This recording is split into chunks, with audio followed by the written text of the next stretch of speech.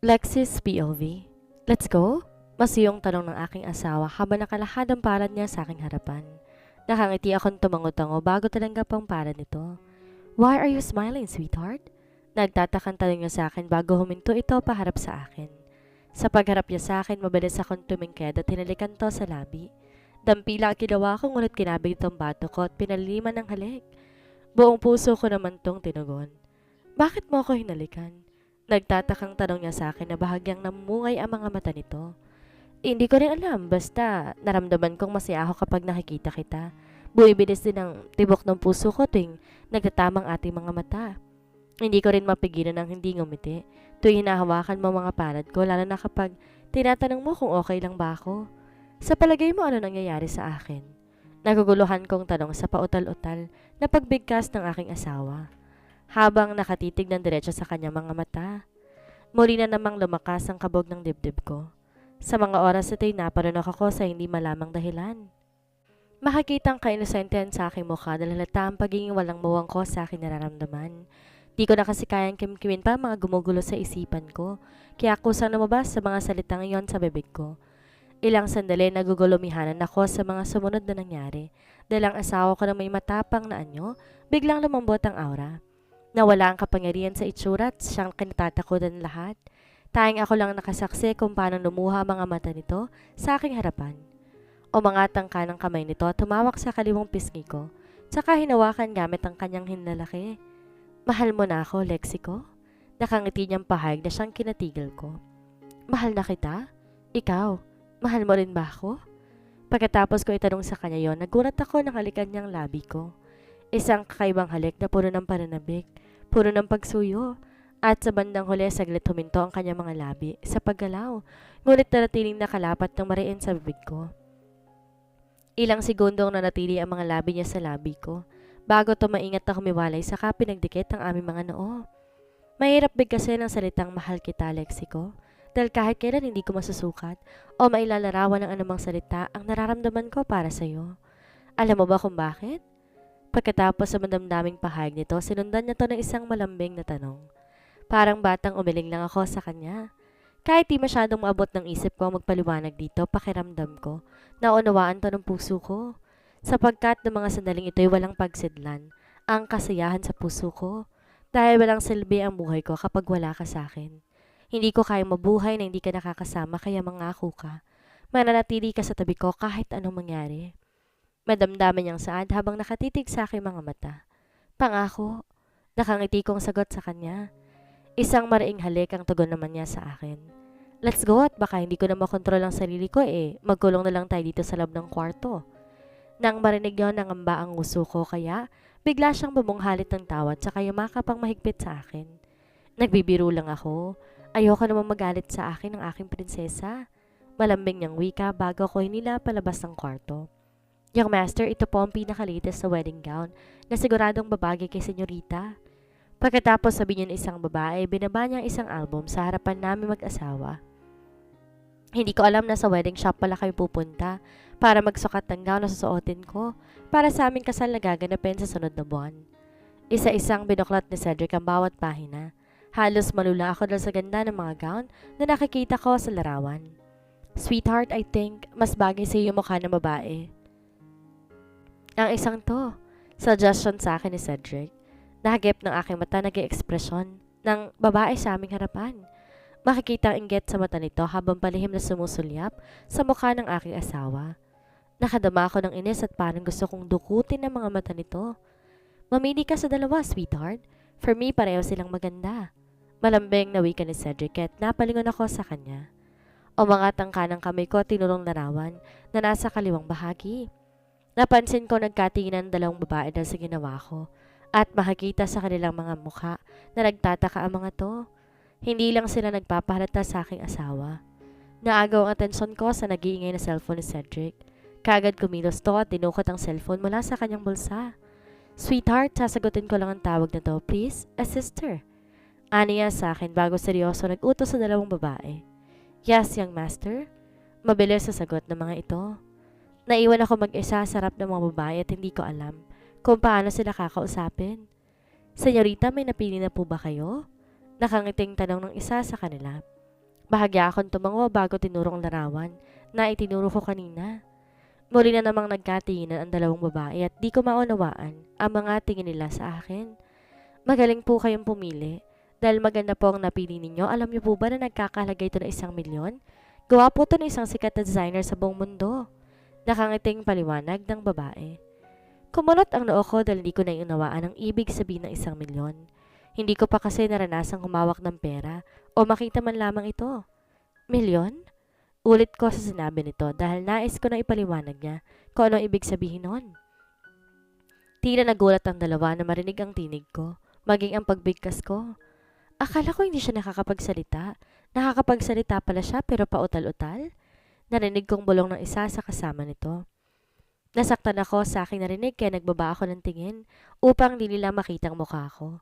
Nahiya na rin ako sa paraan ng tingin nila sa akin. Ang swerte mo pala nakahanap ka ng isang mayamang lalaki na siyang maghahango sa'yo sa kahirapan. Bihirang ganyan. Buti nilang maganda ka, kasigurado ko. Wala magsaseryoso sa iyong lalaki. Lalo na di ka pa maayos magsalita. Pahayag ng babae. Masyadong matabil ang dila nito na kung kausapin ako'y parang feeling close pa sa akin. Naliluhan ng aking mga mata ngunit sinikap kong wag ipakita sa kanila. Oh, hindi ba ikaw yung fiancé ni Mr. Smith? Tanong sa akin isang babae bago nagmamadali itong naglabas ng isang libro at ballpen mula sa bag nito. Ma'am, pa-autograph naman po. Masayang request niya pa sa akin.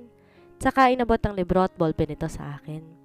Mabilis nilagay niya ang ballpen at libro sa kamay ko. Wala akong magawa kundi titigan ang ballpen na hawak ko habang nanginginig ng aking mga kamay. Kinakabahan ako ng husto dahil hindi ko alam paano sasabihin sa kanila na hindi pa ako marunong sumulat. Nahiya naman akong usulatan ng magandang libro na hawak ko ng pantig-pantig na parang na isusulat ko. Nawala ng kulay ang mukha ko dahil sa matinding nerbiyos habang matabang naghihintay ang babae sa aking harapan. Nagkatinginan silang lahat at marahil nagtataka. Bakit ang tagal kong pirmahan ng libro na nasa aking kamay? Nag-aaksaya lang kayo ng panahon sa babaeng yan. Paano yung pipirmahan yan gayong no read no write ang babaeng yan? Nangiinsultong sabat na isang babae mula sa aking likuran. Kahit di ko na to lingunin, kilala ko na kung sino nagmamay-ari ng tinig na yun. Kahit pagbigkas nga ng isang salita na hindi niya mabigkas ng maayos, pagsulat pa kaya? Aniya bago sinundan nito na isang nang-uuyam na tawa.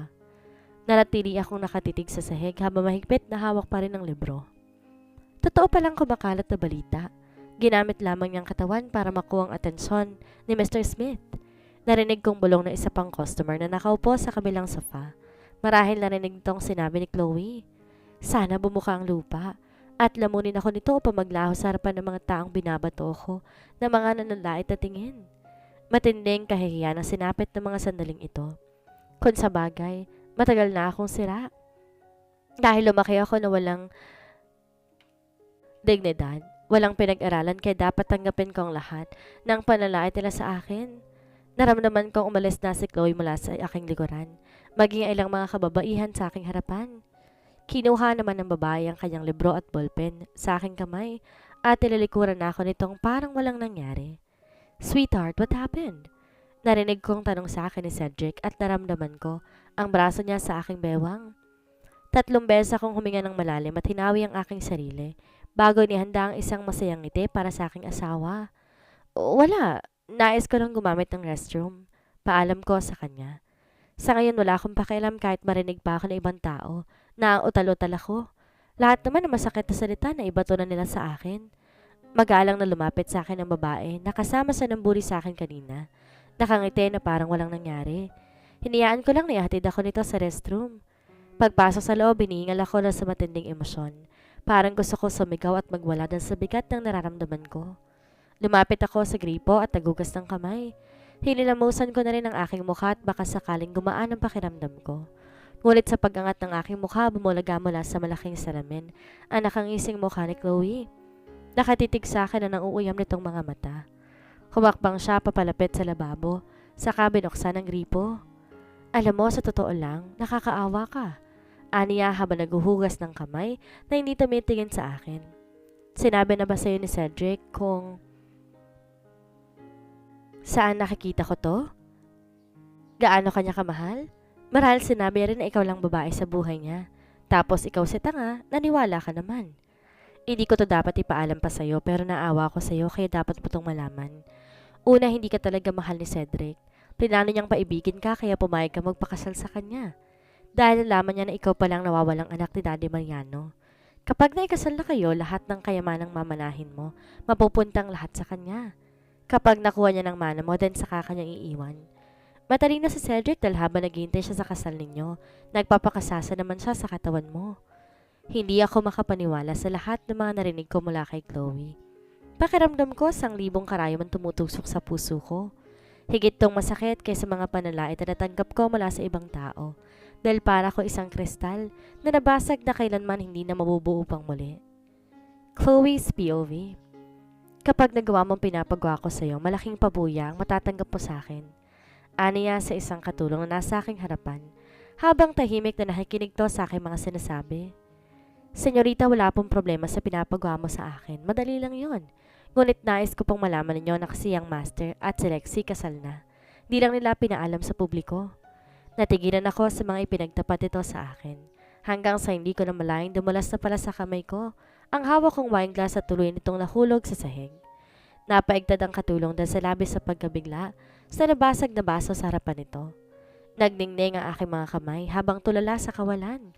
Ilang saglit ang lumipas saka pa lang ako nahimasmasan.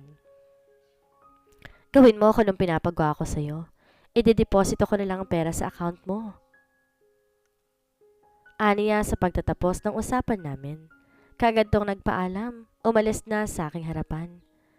Nang nawala ang babae, isang malakas na sigaw ang aking pinakawalan. Crash! Matinding frustration nararamdaman ko ng mga sandaling ito. Kaya naman, binato kong isang bote ng alak sa pader. My God, Chloe, ano naman ba to? Naiinis sa tanong nito. Ng aking ina, inihingal na hinarap ko ito at isang matalim na tingin ang pinukol sa aking ina na si Cynthia. Kasalanan mo ang lahat ng to, mommy. Kung di mo binenta sa matandang manyakis na iyon ang babae yan, hindi siya makakatakas at di sana sila magkikita ni Cedric. Parinisi ko pa sa ginawa nito. Bakit ka ba nagagalit? Naguguluhang tanong sa akin ni mommy. Bakit di ako magagalit? Kinasal na si Lexie kay Mr. Smith. Galit kong sigaw na halos magmukhang kamatis ang buong mukha ko. Namumula ito ng gusto dahil sa matinding emosyong nararamdaman. Natigilan bigla si mommy parang binuhusan ng malamig na tubig. Tila di makapaniwala sa narinig. Hindi. Nagpabalik-balik ng lakad sa aking harapan. Halata ang matinding pagkabalisa nito at di mapakali. Mom, ano nang gagawin natin? Tanong ko sa aking ina na tila nawala na ng pag-asa. Kailangan natin gumawa ng paraan para tuluyang mawala sa landas natin si Lexie. Dahil kung di natin tumaagapan, maaaring mawala sa akin ang kumpanya at ang ilang ari-arian ni Lexie na kasalukuyan ko palang inaayos para mailipat ang lahat sa aking pangalan. Nababahanan nitong saad. Mom, nasa kanya ng lahat at kahit sa'yo wala siyang tinira sa akin. At ngayon naman hawak niya ng apelido ni Mr. Smith. Ano nang mangyayari sa akin? Naluluha kong wika bago nanghihina. Napaupo ako sa sahig. Kagad siyang lumapit sa akin at niyakap ako na mahigpit. Gagawa tayo ng paraan, anak. Sinisigurado ko sa iyong sa huli, sa iyo pa rin mapupuntang lahat. Hindi lang ang kayamanan maging si Mr. Smith. Aniyang puno ng kumpiyansa ang tinig nito. Talaga? Parang batang tanong ko sa kanya at marahan naman tong tumango sa akin. Dahil sa tinura ng aking ina, tila nabuhayin ako ng pag-asa. Tayong ang aking ina ang kakampi ko sa lahat ng oras at alam ko, tuto pa rin niya ang mga salitang binitawan nito sa akin. Kasalukuyan akong lula ng aking kotse. Nang nasa tapat na ako ng gusali ng aking kondo, maayos kong pinarada ang sasakyang minamaneho sa parking lot. Tahimik na umibes ako ng sasakyan na taglakad, papasok sa loob ng lobby. Diretsong sakay ng elevator. Sa ikalimang palapag, kagad ko hinanap sa loob ng aking bagang locker card habang humakakbang papalapit sa pintuan ng aking kondo. Pero nagulantang ako na may biglang humigit sa braso ko at gano'n na lang ang panalaki ng aking mata. Di ako makapaniwala sa lalaking nakatayo sa aking harapan. Naudlot ang sanay sasabihin ko nang namukusin ito ng halik ang mga labi ko. Halos di ako makahinga dahil sa lalim ng halik na ginagawad niya sa akin. Namimiss mo ba ako, babe? Hinihingal niyang tanong sa akin. Anong ginagawa mo dito? Paano mo nalaman saan ako nakatira? Naguguluhan kong tanong sa kanya. Imbes sumagot, inago nitong card sa kamay ko at siya na mismo nagbukas ng pintuan. Mahigpit na hinawakan itong aking kamay. Hinila papasok sa loob ng kondo. Alam mo bang na-miss ko ang katawan na to? Bulong niya sa tapat ng aking tenga habang marahas na gumagapang dalawang kamay nito sa aking katawan. Hanggang huminto ang kanang kamay nito sa tapat ng aking dibdib.